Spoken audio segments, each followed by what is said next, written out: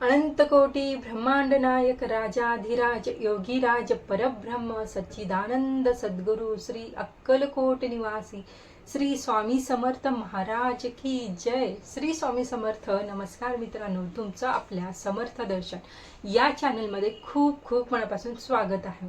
मी खूप दिवसांनी व्हिडिओ बनवते, काही कारणामुळे मला व्हिडिओ करणं जमलं नाही, पण याच्या पुढे व्हिडिओ करण्याचा जास्तीत जास्त माझा प्रयत्न असेल।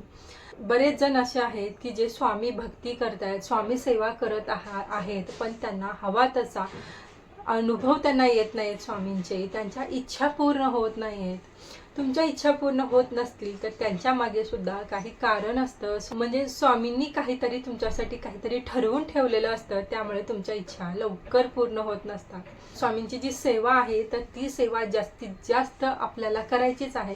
स्वामी तुमची इच्छा पूर्ण करत नाही तर तुम्ही डबल ट्रिपल त्यापेक्षा तुम्ही स्वामींची सेवा तुम्ही वाढवली पाहिजे। नक्कीच तुम्हाला एक दिवस स्वामी अनुभव दिल्याशिवाय राहणार नाहीत। त्याचबरोबर बघा, आपल्याला स्वामी सेवा जास्तीत जास्त करायची आहे, त्याचबरोबर आपल्याला ज्या गोष्टी हव्या आहेत त्या आपल्याला मॅनिफेस्ट करायच्या आहेत।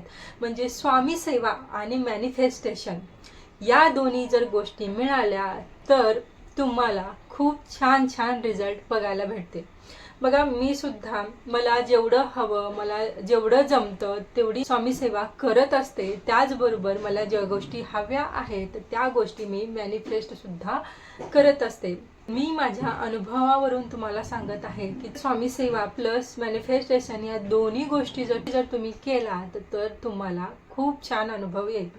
तर यासाठी मग स्वामी सेवा त्याचबरोबर मॅनिफेस्टेशन या दोन्ही गोष्टी आपल्याला कशा पद्धतीने करायच्या आहेत, आपल्याला नेमका कोणत्या गोष्टी आपण केल्या पाहिजेत याबद्दलची संपूर्ण माहिती आपण आजच्या व्हिडिओमध्ये बघणार आहोत। चला तर मग आजच्या व्हिडिओला सुरुवात करूया। बघा, मॅनिफेस्टेशन म्हणजे काय, तर आपण जी स्वप्न बघत असतो तर ती स्वप्न जी आहेत ती आपल्या विचारांच्या शक्तीद्वारे ती सत्यामध्ये उतरवणं याला मॅनिफेस्टेशन असं म्हणलं जातं। बघा, आपण स्वप्न तर खूप मोठी मोठी बघत असतो, म्हणजे आपले खूप मोठे मोठे ड्रीम्स असतात आणि आपण एका साईडला विचार सुद्धा करत असतो की हे मला शक्य होईल का, की हे माझं एवढं मोठं स्वप्न माझं कसं काय पूर्ण होईल, हे माझं स्वप्न पूर्ण होऊ शकत नाहीत, हे आपण अगोदरच ठरवतो। आपण अगोदरच त्या गोष्टीबद्दल निगेटिव्ह विचार करतो, तर आपल्याला तसं करायचं नाही। बघा, सर्वप्रथम पहिला पॉइंट, आपलं जे विजन आहे, आपलं जे गोल आहे तर ते तुम्ही फिक्स करा। तुमची जी काही स्वप्न आहेत, म्हणजे आपण माणूस आहोत त्यामुळे आपले एकच स्वप्न राहत नाही, आपले भरपूर स्वप्न असतात। एक झालं की आपलं दुसरं रेडी असतं, लगेच तिसरं रेडी असतं, तर अशा आपल्या भरपूर इच्छा असतात। पण आता समजा मी एक्झाम्पल देते की खूप चांगल्या पॅकेजचा मला जॉब पाहिजे, असा मी आता माझा समजा गोल आहे, माझं विजन आहे। तर तुमचं जे काही विजन आहे, गोल आहे, तर ते तुम्ही सर्वप्रथम फिक्स करा। तुमचा जो गोल आहे तर त्याकडे तुम्ही तुमचं लक्ष केंद्रित करा। दुसरी गोष्ट म्हणजे फेथ, विश्वास। आपण जी स्वप्न बघतो तर ती स्वप्न पूर्ण करण्यासाठी मी त्या लायक आहे, तर ती गोष्ट मला मिळण्यासाठी मी योग्य आहे, हा विश्वास आपल्याला पाहिजे। आपल्याला स्वतःवर विश्वास पाहिजे की ही गोष्ट मी नक्कीच करू शकतो। अर्थातच 100% मी ही माझी जी इच्छा आहे, माझे जे स्वप्न आहे ते नक्की पूर्ण करणार आहे, योग्य आहात, हा विश्वास आपल्याला पाहिजे। त्याचबरोबर बघा, महत्त्वाचं म्हणजे आपल्याला आपल्या स्वामीवर विश्वास पाहिजे।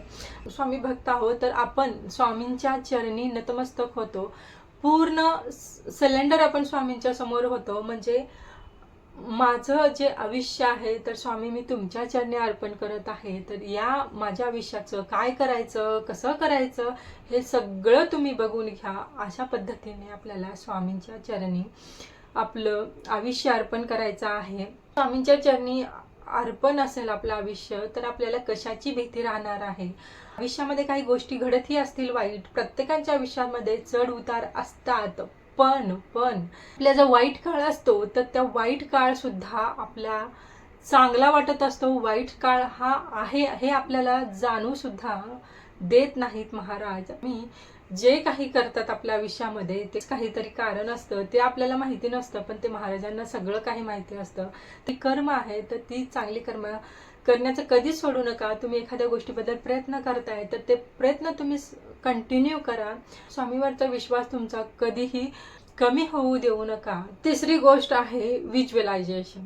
मोठमोठे सक्सेसफुल लोक आहेत तर ते बऱ्याच गोष्टी व्हिज्युअलाइज करतात. समजा एखादी काहीतरी कॉम्पिटिशन आहे किंवा एखादी एक्झाम आहे तर ती एक्झाम 6 महिन्यामध्ये आहे, 2 महिन्यामध्ये आहे, तर तेव्हापासूनच आपल्याला अगोदर 2 महिने 3 महिने अगोदरपासूनच आपल्याला त्या गोष्टी व्हिज्युअलाइज करायच्या आहेत. सकाळी 5 मिनिट, संध्याकाळी 5 मिनिट दिलात तरी चालेल.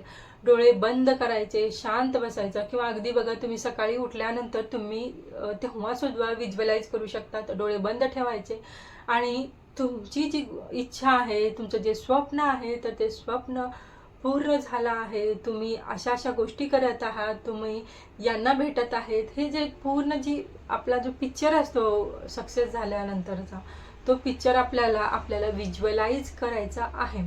तर तुम्ही हे सकाळी सुद्धा करा, संध्याकाळी सुद्धा करा. रोज गोष्टी आपल्याला आठवायच्या आहेत.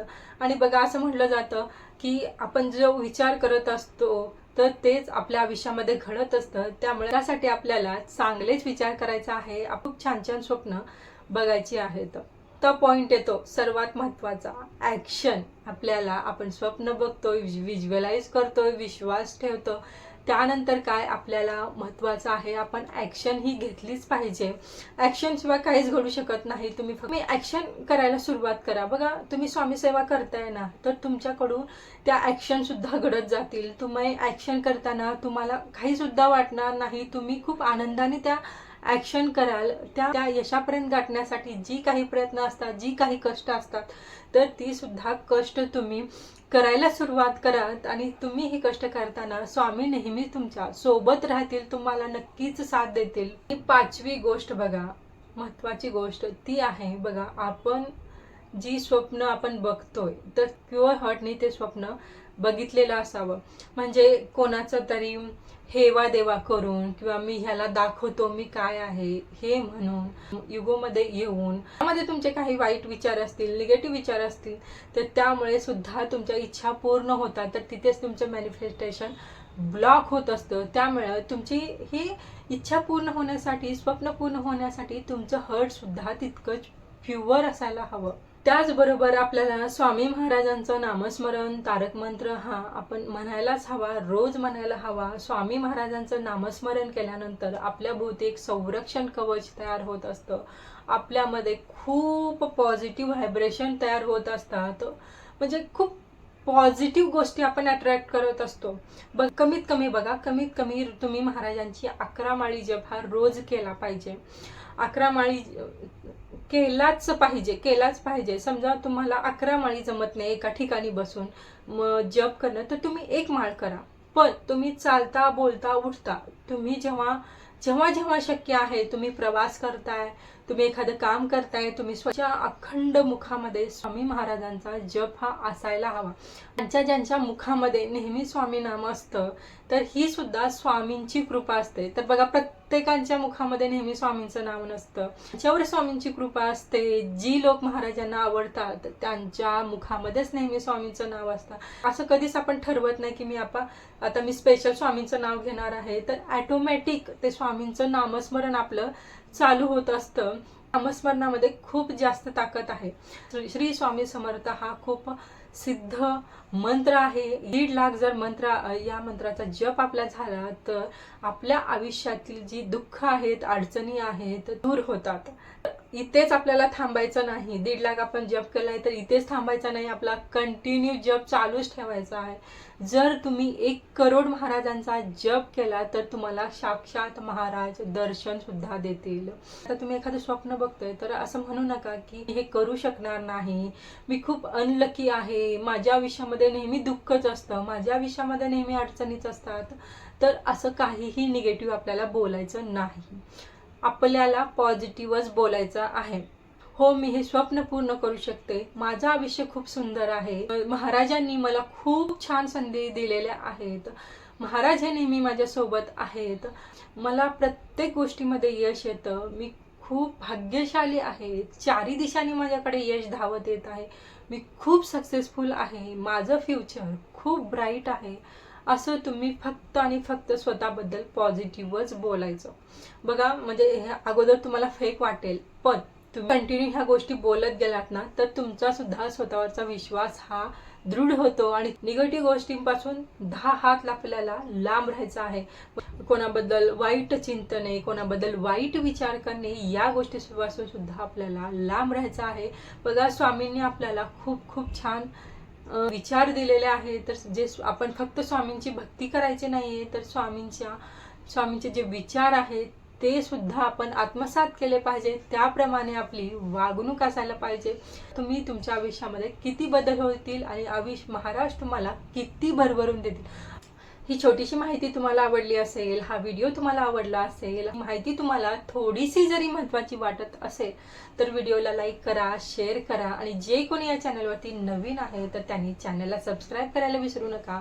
चला तर मग परत भेटूया एका नवीन टॉपिक सोबत, नवीन व्हिडिओमध्ये. तोपर्यंत सर्वांनी मनत रहा. अवधूत चिंतन. श्री गुरुदेव दत्त.